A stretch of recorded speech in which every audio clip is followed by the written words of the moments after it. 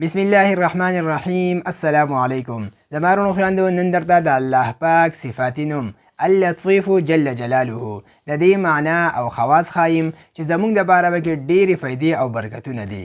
نو دا ویډیو به تر اخره پورې را سره ضرور ګورئ او د نورو دوستانو مسلمانانو سره به د ثواب په نیت ضرور شریکه کوئ. زمارونو خویندو اللطیف جل جلاله دا د الله پاک صفاتی نوم دی. معنی دا ډېر باریک بین بندګانو باندې نرمي کوونکی.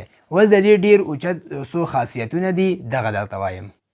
نمبر ایک خاصیت دا دی زمارونو خویندو چې څوک هم روزانه 133 پیرې دا اللطیف لولي د دې وظیفه کوي نو د ده په رزق کې به ډېر برکت وي او د ده ټول کارونه به په ښه طریقه سره پوره کیږي.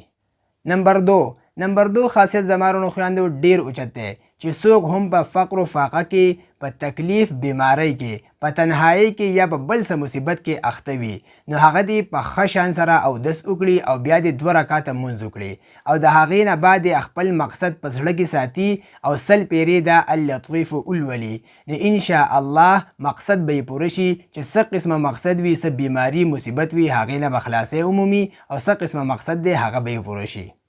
نمبر 3 خاصیت هم زمارونو خویندو ډېر اوچت دی چې څوک هم روزانه 173 پیرې یعنی 103 پیرې دا اللطیف وایي د دې وظیفه کوي نو دته به د ژوند ټول اسباب میلاو شي او ټول حاجتونه به یې پوره شي.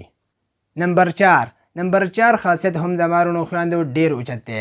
خپل د لوڼو د رشتې او د نصیب پورته کېدو دپاره او د مرضونو د صحت دپاره روزانه 100 پیرې د تحیة الوضو د اودس د لمونځ نه بعد 100 پیرې د اللطیف ویل چې دی دا ډېر فایدهمند دي.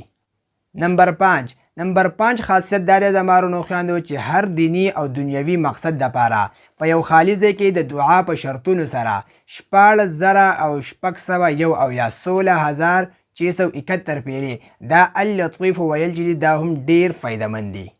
نمبر 6 خاصیت دا دی چې د هر قسمه د ویرې نه چې څوک هم روزانه 160 پیرې دا اللطیف لولي او د هغې نه بعد دا آیات لولي لا تدركه الابصار وهو يدرك الابصار وهو اللطيف الخبير دا لولي دی به د هر قسمه د ویرې نه په امن کې وي انشاء الله. نمبر 7 خاصیت دا دی چې د بیمارونو د شفا دپاره د دې اللطیف سره د شفا یو آیت مبارک لوستل چې دی ډېر فایدهمند دي.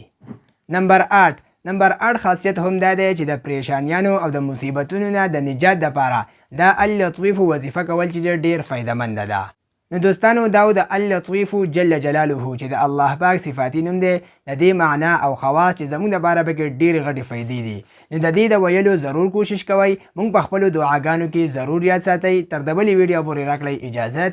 جزاک الله.